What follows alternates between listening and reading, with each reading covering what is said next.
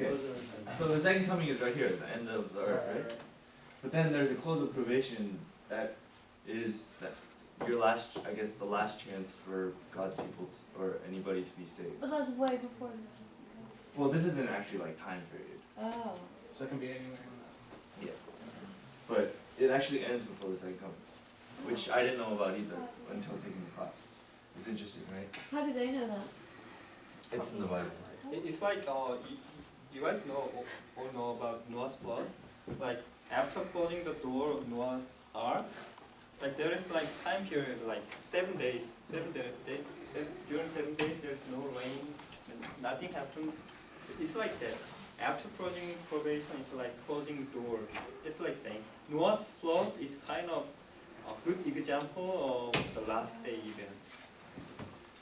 It's just additional thing. So you get that? And so before the close of probation, there has to be something that I guess gets people to convert and everything, or just like actually decide who is God's people and who isn't. So then, what do you think it is? Wait, what? Dr. Min used to talk about this a lot. The Sunday law. Okay. Do you guys know what the Sunday law does? I guess. Oh, that hasn't happened. Yeah, it hasn't happened yet. But that just shows that we're getting closer to that. So do you guys know what the Sunday law does? What it says, and it's like, Force people to church on oh Sunday. yeah, for people on Sundays. Okay, so what would that do for, I guess, deciding which people are which? How would that make it an easier, I guess, fact? Huh? Choosing Catholics or something like that? Because if you really are God's people, even if you're forced to worship on Sunday, you would still worship on Saturday, and that is what it's called, the period of sealing, and it shields you as God's people. And this is what Sunday law does. And Sunday law does that. And so let's go on. And after the close of probation, it's when all mercy ends, right? So then this is called the time of trouble, because it's the end of God's mercy, basically. And it says it's an unveiling of wrath with unmitigated, not stopped by grace. So, yep. And with just okay. So then within this time of trouble, the Sunday law starts. And so that's the beginning. But then towards the end, it gets more extreme. And a death decree is put out for people who don't obey the Sunday law. And so people start fleeing to the mountains. But before that, on the Sunday law, it's fleeing to small cities. Because then it's a progressive, I guess. It keeps on getting worse and worse.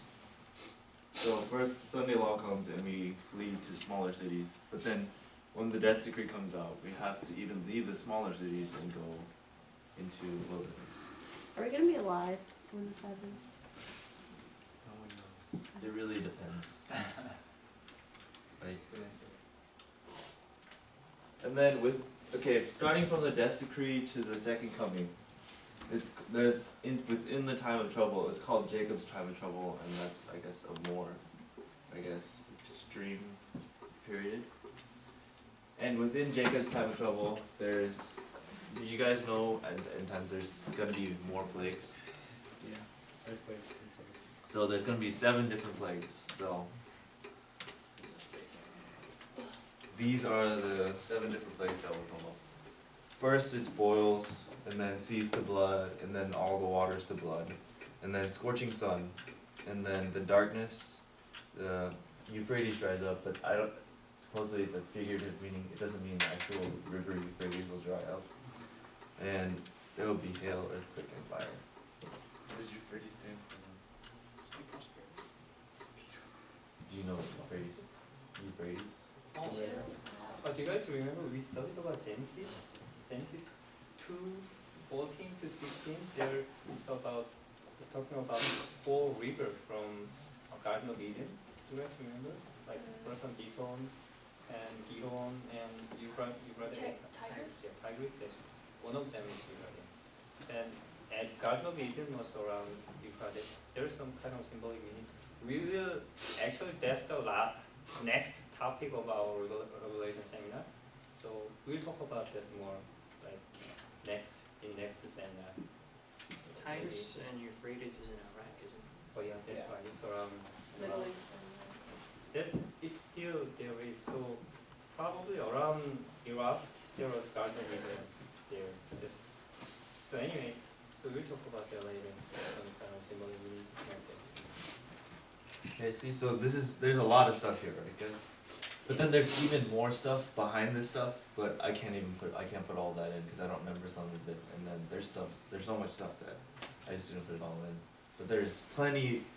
This is how big the topic is, and we don't really learn that. So I guess it's good to listen to Pastor when he presents his talk about the Revelation series because it's really interesting and it's very confusing. So you just have to pay close attention and it gets easy when you understand it, but then if you just read it, it doesn't make sense.